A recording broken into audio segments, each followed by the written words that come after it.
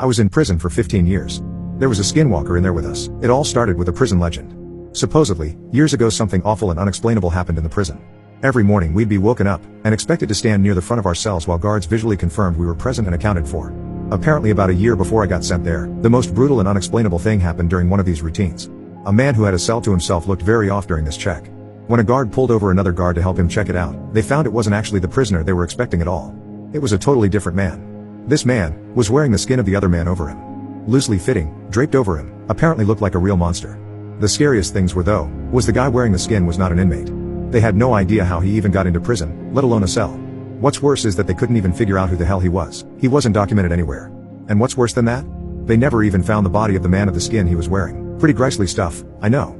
And I realize that's not the go-to definition of a skinwalker, but that's what the prison called him. The skinwalker. Didn't help that the guy never talked apparently.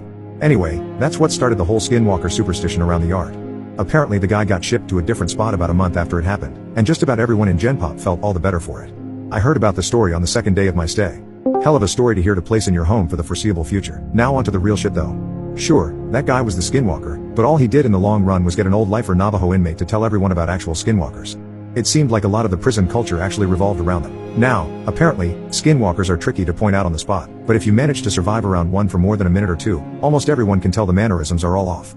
They can mimic human speech but not replicate it. They twitch manically. They have an unnatural gait while walking. But apparently they got better with experience. The old Navajo guy, his name was Carl, said that he was sure there was an actual one among the prisoners. Slowly picking us off over the years. He called it the Grandmaster Skinwalker at one point. Apparently he thought it had human mannerisms down so well that you might not even be able to tell if it was your cellmate for a day or two. It had to be good, he posited one night. He would expect a skinwalker to jump at any opportunity for a kill. But this one realized it had a revolving door of people to kill coming to it, and masterfully bided its time, as Carl thought, for years. A lot of guys found humor in it. A lot more were really on edge about it. Every once in a while in prison, people snap. Sometimes you'll find your cellmate swinging in front of your bunk, strung up around the neck by his pant leg. Sometimes you just can't take it anymore. But in our yard, people tended to snap in a very special way. It wouldn't be an outburst at dinner, or a silent suicide in the night. Guys would just stop talking, hunch over and shuffle around. Any friendships they had would be mostly out the window. They would turn into a loner during rec time. They would let their hair hang in front of their face. No one liked to talk about it.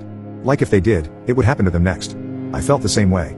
I didn't know if it was a skinwalker, or just people going crazy. But I didn't want to find out. It wasn't clockwork or anything, but every time someone snapped in this way, it wasn't more than a couple weeks before they were shipped off or transferred to God knows where without anyone else knowing beforehand. Then there was the nighttime occurrences. Short, loud bursts of sound echoed through my cell block during all hours of the night on a regular basis. It sounded like a mix between a pig's dying squeals and nails on a chalkboard. Just another thing no one liked to talk about. Even scarier were the shadows and footsteps. The block was dimly illuminated in the night by a few lights hanging from the ceiling outside the cells. I myself saw shadows flit across my walls on a regular occasion, when there were definitely no guards near my cell. One time near the end of my sentence, I woke up, looked at my back wall and found a perfect silhouette of a person standing there, but when I looked, my bunkmate was asleep, and no one was outside my cell. And the footsteps. Everyone hated the fucking footsteps. They were the scariest part. In the night, sometimes, more rarely than the shadows, you would hear ungodly fast footsteps. They sounded like wet feet slapping on tile floor. Whatever caused them would fly from one end of the block to the other in a dead sprint. Whatever it was inhumanely fast.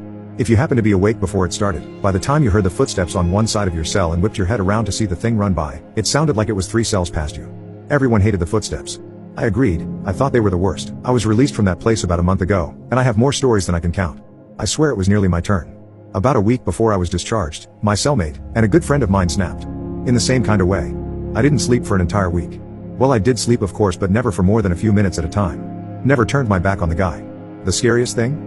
I woke up one night to him somehow snaking his body through the bars of our cell. For reference, I couldn't get anything past my shoulder through them. The worst part though, he was coming back into our cell. On the day of my release I didn't say a word to him. Just left. He seemed fine with it, so was I. I had made it through 15 years of prison fights, gang disputes and for all I know, skinwalker abductions. I left through the front gates, a free man. As I walked along the fence for the rec yard, I spotted my cellmate, standing off on his own, like he had for the last week or so. I shook my head, not even really sure if it was him anymore. I took one last look over the yard, this time from the other side of the fence. I wish I hadn't. There, standing off on his own, on the other side of the yard, was Carl. Slouched over, eyeing the other inmates, and twitching manically.